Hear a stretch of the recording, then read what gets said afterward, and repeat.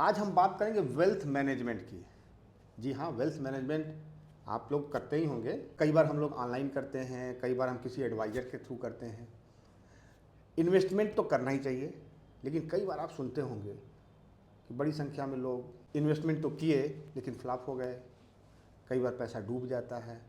बहुत से ऐसे सवाल आपके भी होंगे, तो हम बात करेंगे कुशाग्र जी। कुशाग्र जी वेलकम, बहुत बहुत स्वागत है आपका। सवाल यही है, कई बार लोग कहते हैं, सपना वो दिखाते हैं कि इन्होंने देखिए बहुत ग्रोथ किया, वेल्थ मैनेजमेंट से बहुत पैसा कमाया, और कई बार लोग डूब जाते हैं।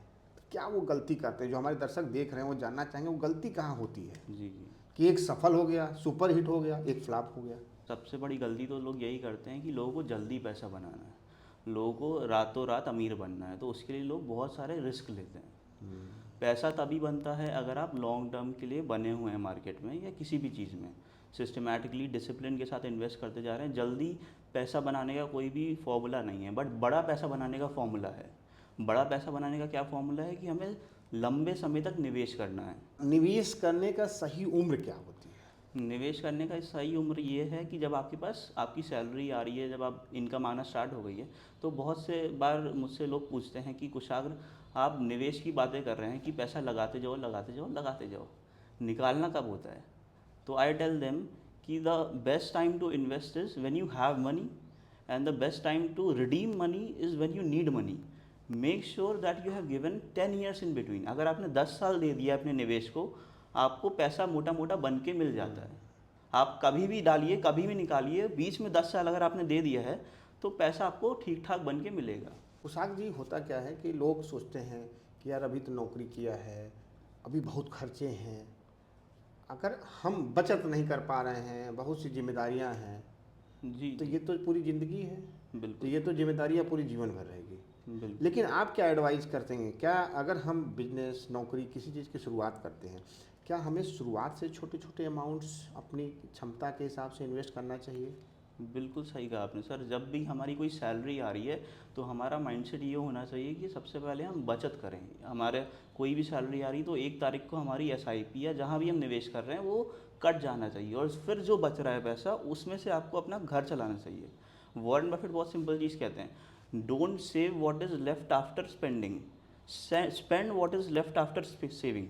वो बहुत इंपॉर्टेंट है। ये माइंडसेट हमें बदलना पड़ेगा कि पहले हम जो कमा रहे हैं उसमें से हम पहले बचाएं और फिर उसको खर्चा करें।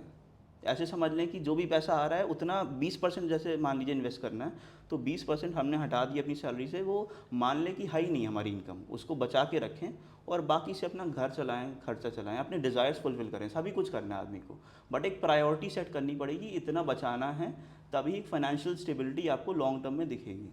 इन्वेस्टमेंट जो लोग करते हैं, गलती वहाँ करते हैं, जैसे अगर हम इसको किसानी से, खेती से जोड़ के देखें कि हमने गेहूं की खेती किया, मान के चलिए 5 से 6 महीने उसमें समय लगेगा।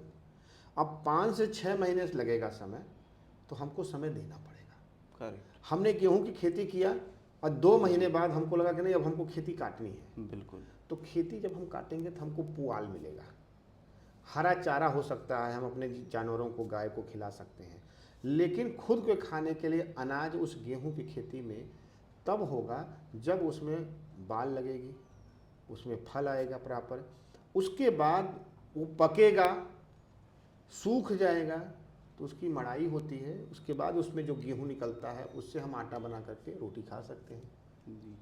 लेकिन अगर हम 2 महीने में ही रोटी खाने की कोशिश करें बिल्कुल। तो कुछ नहीं तो मिलेगा। कुछ नहीं मिलेगा। इसी प्रकार अरहर की खेती है, 1 साल का पूरा उसका कार्यकाल है, बिल्कुल। 1 साल लगता है। अब 1 साल लगता है तो कुछ दिन ग्रोथ होने में लगेगा, उसमें फल आएंगे, फिर वो ग्रो करेगा, करेक्ट। पकेगा, तब हम उसको काट करके, अगर हमने जैसे ही फल लगा 6 महीने के अंदर हमने काटने की कोशिश किया तो हरी मटर के बराबर वो फल मिलेगा, जिसको हम तुरंत तो खा सकते हैं लेकिन उसकी दाल नहीं बना सकते हैं। तो इसी तरीके की चीज़ें इन्वेस्टमेंट में भी मानी जाती हैं। बिल्कुल। तो आपको क्या लगता है कि बड़ी संख्या में ऐसे लोग हैं जो ये गलतियां करते हैं, जो लॉन्ग टाइम के लिए इन्वेस्ट तो करते हैं लेकिन शॉर्ट टाइम में उसको निकालने की कोशिश लेते करते हैं। हैं? तो ये हमारी जो म्यूचुअल फंड की रेगुलेटिंग बॉडी है, गाइडलाइन बॉडी है, एम्फी बोलते हैं उसे, वो उसका डेटा ऐसा है कि जो 89% लोग हैं वो 5 साल के अंदर अंदर अपना पैसा निकाल लेते हैं। मान लीजिए 100 लोग स्टार्ट करते हैं अपना निवेश, उसमें से 89% ऑफ द पीपल 5 साल के अंदर अंदर पैसा निकाल लेते हैं। बट एक्चुअली जब जो पैसा आपका बनता है वो 15 साल के बाद असली कंपाउंडिंग चक्रवर्ती ब्याज आपको दिखता है। तो ऐसे मान के चलते हैं, मान लीजिए कोई एसआईपी करता है और उसका 1 करोड़ का प्रॉफिट बनता है 21 सालों में, ठीक है, मान लीजिए 21 सालों में 1 करोड़ का प्रॉफिट बन रहा है, तो उसमें से जो 7 साल लगते हैं उसमें खाली 9 लाख रुपए का प्रॉफिट बनता है। अगले 7 साल में आपका 20 लाख रुपए का प्रॉफिट बनता है। जो आखिरी का 1/3 टाइम है उसमें आपका करीब मान के चलिए 71 लाख का प्रॉफिट बनता है। तो आखिरी के 1/3 टाइम में सबसे ज़्यादा पैसा बन रहा है आपका। तो स्टार्टिंग में 9 लाख बने, उसके अगले 1/3 टाइम में आपके 20 लाख बने, तो टोटल 2/3 टाइम में आपके 29 लाख ही बन रहे हैं। बट अगली जो 1/3 टाइम है, जो अगला 7 साल है, टाइम उतना ही है, 7 साल ही है, बट उसमें 71 रुपये बन रहे हैं, 71 लाख रुपए बन रहे हैं आपके, ऐसे समझिए। तो पैसा बनता है कंपाउंडिंग की वजह से, अगर आप टाइम देंगे तभी पैसा बनता है। शॉर्ट टर्म में आपको रिजल्ट नहीं दिखते हैं, इसी में लोग फ्रस्ट्रेट होकर अपना पैसा निकाल लेते हैं। कई बार उनको एक साल 2 साल में नहीं दिखता है पैसा बनते हुए, तो वो पैसा निकाल लेते हैं और इसीलिए वो वेल्थ नहीं बना पाते हैं लॉन्ग टर्म में। अच्छा, हमने एक चीज़ और देखा, बहुत सारे लोग ऑनलाइन करते हैं, क्योंकि लगता है कि ऑनलाइन करेंगे तो हमको किसी एडवाइज़र को कोई पेमेंट नहीं करना है, और उसमें क्या इसका भी कुछ रहता है ऑनलाइन करने में? 2 तरीके के माध्यम होते हैं, आप डायरेक्ट भी कर सकते हैं और रेगुलर प्लान बोलते हैं उसे, उससे भी आप निवेश कर सकते हैं म्यूचुअल फंड्स वगैरह में।